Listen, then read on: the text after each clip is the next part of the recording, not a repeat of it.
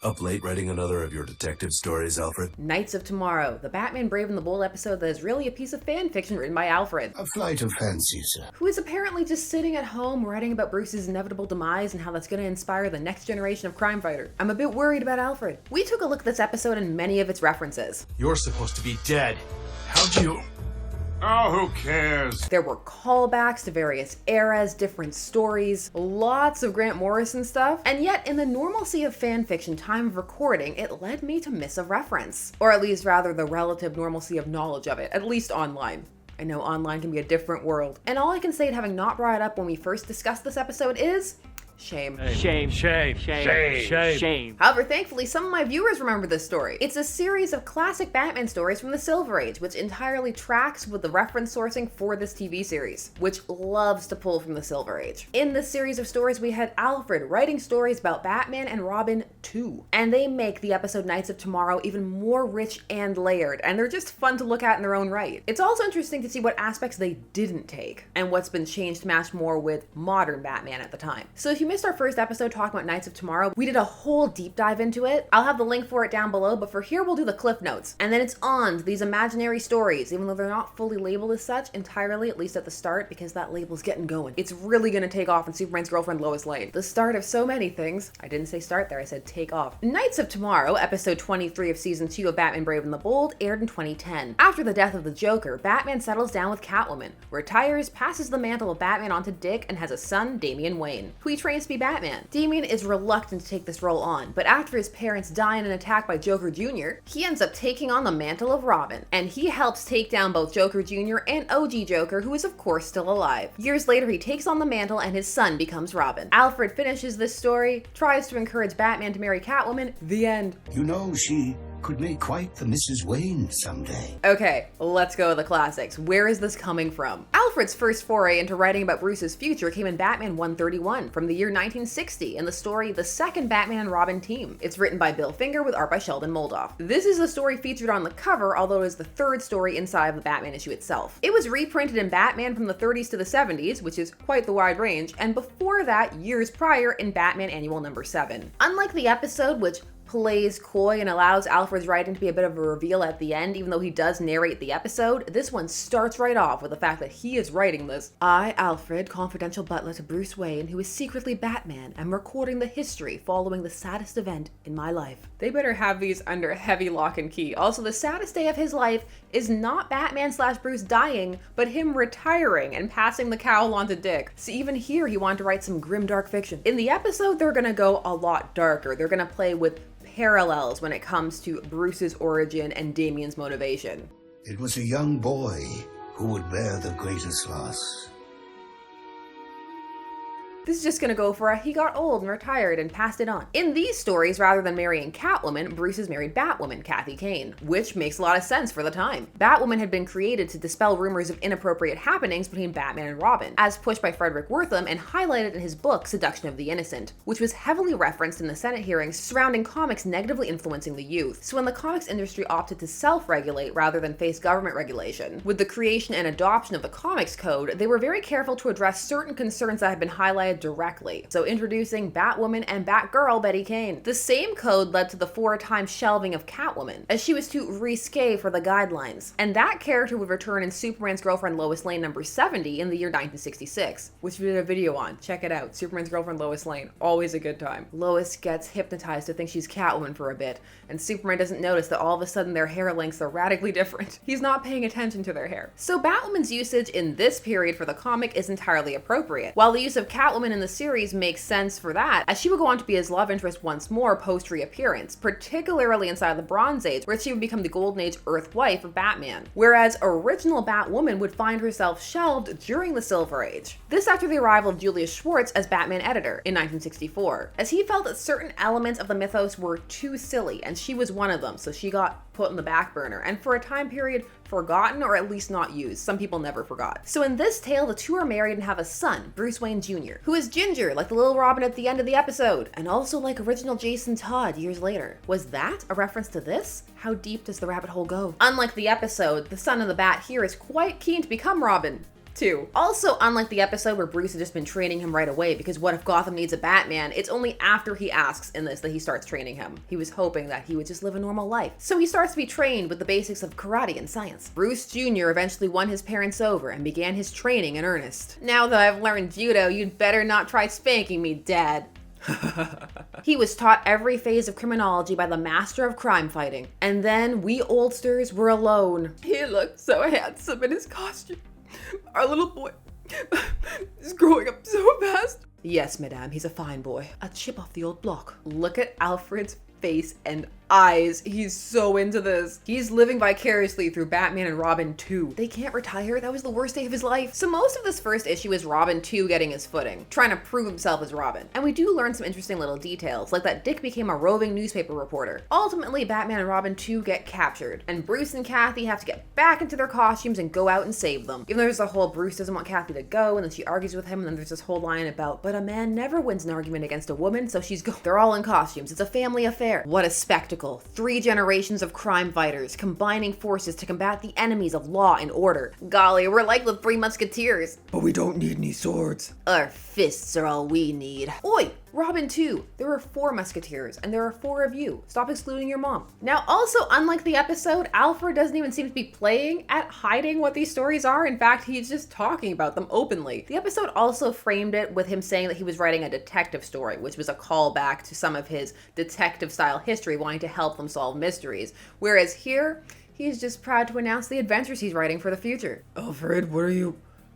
Oh, well, you see, sir, I just wanted to try out this new typewriter, and before I realized it, I was writing a story about what possibly might happen to us all in the future. Too bad it can't be published because it would give away my secret identity. Nobody will ever read it. True, nobody will ever read it, but I had so much fun writing this imaginary story of the future that I think I'll write another one sometime. Now, before the other issue that they borrow for Knights of Tomorrow, there's one in between that they don't really pull from too much, but I still want to talk about it. It's Batman 135, same year, and the story was the return of the second Batman and Robin.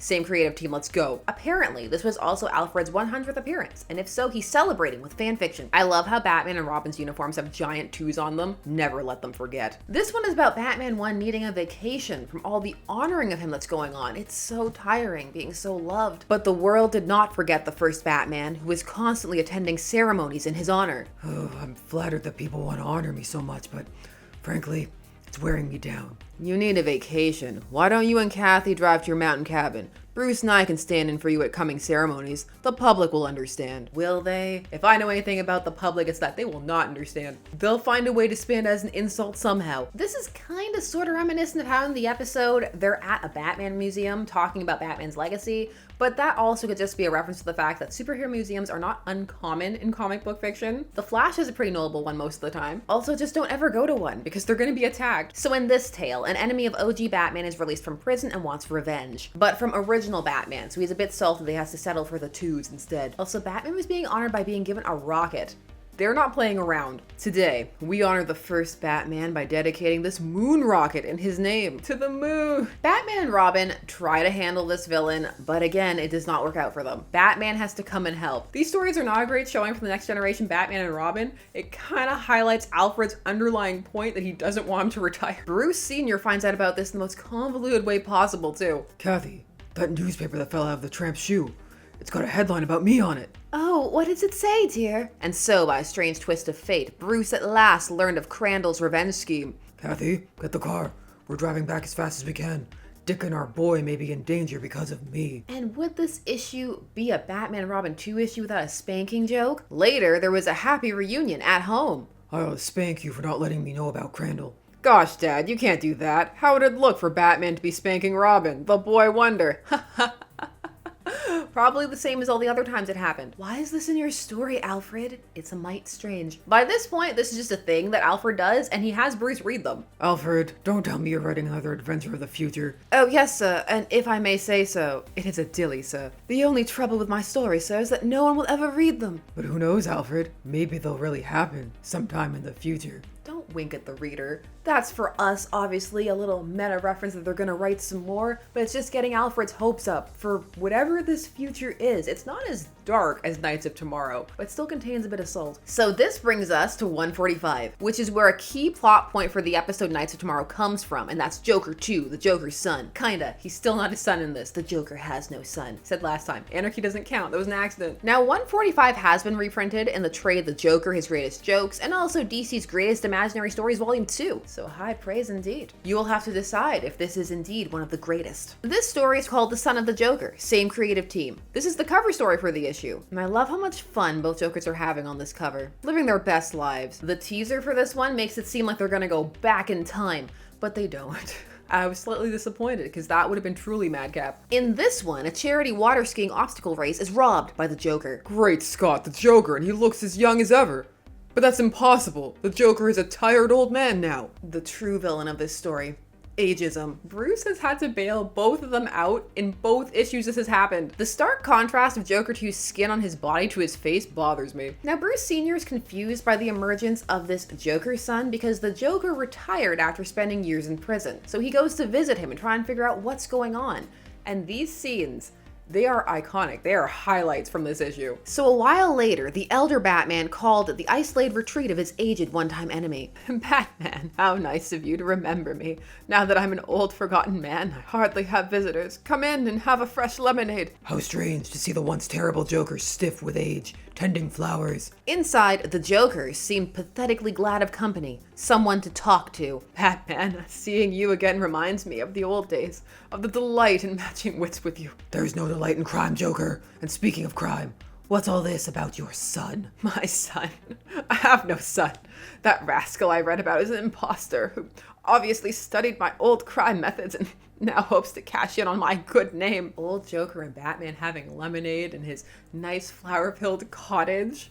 More of this. Reference this. I'd like to thrash that whippersnapper for stirring things up. I'm an old man now. I have my flowers, my books. I just want to live out my remaining years in peace. I'll try to believe that, Joker. Yeah, he doesn't believe him. He's not going to try that hard. Nor should he. Just like in the episode, the Joker's been playing the long game, biding his time. And after Joker 2 robs a film set that's producing a Roman epic, which is where that teaser page came from, Batman and Robin 2 are on the case. They track him down, but they get captured. And the reveal is, la gasp, that Joker was still evil all along. So the Joker is trying to make this protege worthy of the name Son of the Joker. He's trying to train him up. Also in this, unlike the episode, he doesn't know their identities. He's trying to figure that out rather than just taking revenge on them. So it's kind of the motivation from the second story, although that's just a common motivation in general. It doesn't need to be attributed to a specific issue because lots of people just want to have revenge on Batman. He's ruined their lives. Now, once more, it's up to Bruce to get back in that costume and go save Batman and Robin too. Batwoman can't come because she has a cold. But as Batman seized his prisoner,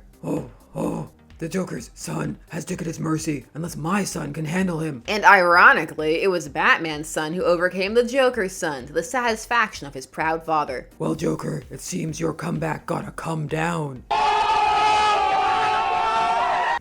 That fool, he's not worthy of my famous name. Bah, disowned. Alfred looks absolutely unhinged in these last panels. His tales are just getting more and more wild. I think he's hoping Bruce will say something about them. Maybe, I don't know, talk to him about why he's writing them. The end. Ah, what prose. Jack London couldn't have done better. What do you got there, Alfred? I've just written another imaginary adventure of the future. Naturally, you and Master Dick could read it, but I think you'll enjoy it, Master Bruce. I hope so. I know you wouldn't want to disappoint your readers. Wink. So largely the concept for the episode Knights of Tomorrow is taken from the first of these and this last one, but the plots have been altered and expertly interwoven with future aspects of Batman lore, from Bruce's non-imaginary story son Damian to panels and moments from future Robins.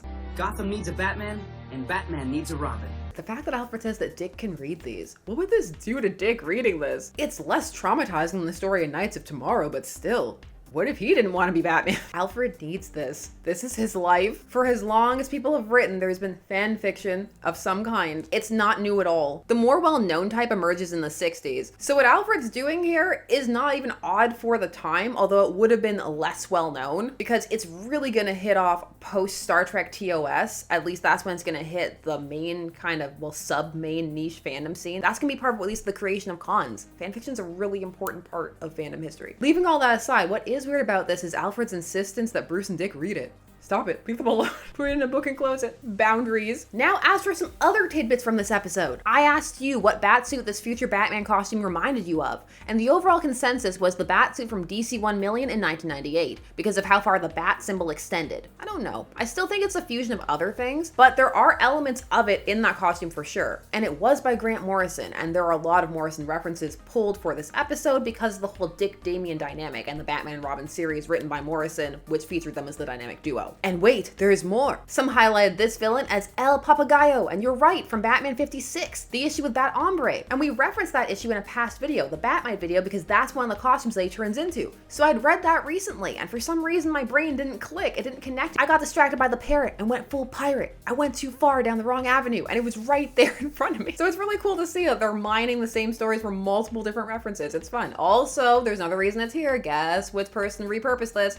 Grant Morrison. So it makes sense as to why this is the deep cut. All of these references make this episode so much more deep and layered, and an even more loving ode to the generational legacy of Batman, which is celebrated in the episode through the narrative and these callbacks. What a rich, fun episode. I'm glad I got to talk about it twice. This story may be basic, but it's so complex in the interweaving of history to get there, it's a treat. I hope you enjoyed chatting about it. I did. Now you know how deep the well goes with Alfred's fanfiction. How do you feel about it? One of the wonderful aspects of the internet is people from different eras and reading experiences being able to share these things, so we can create a more complete tapestry of these wonderful histories, especially in something like this, which is so willing to pull from it. Thanks so much for watching and for commenting, and I'd love to hear some more of your thoughts. Please put them down below while you're down there. Please do all the other YouTube things. Like, subscribe, share, hit that notification bell so you never miss a vid. Thanks so much for taking some time of your day spent discussing comics with me. I always appreciate it, and I will see you again soon. Bye-bye.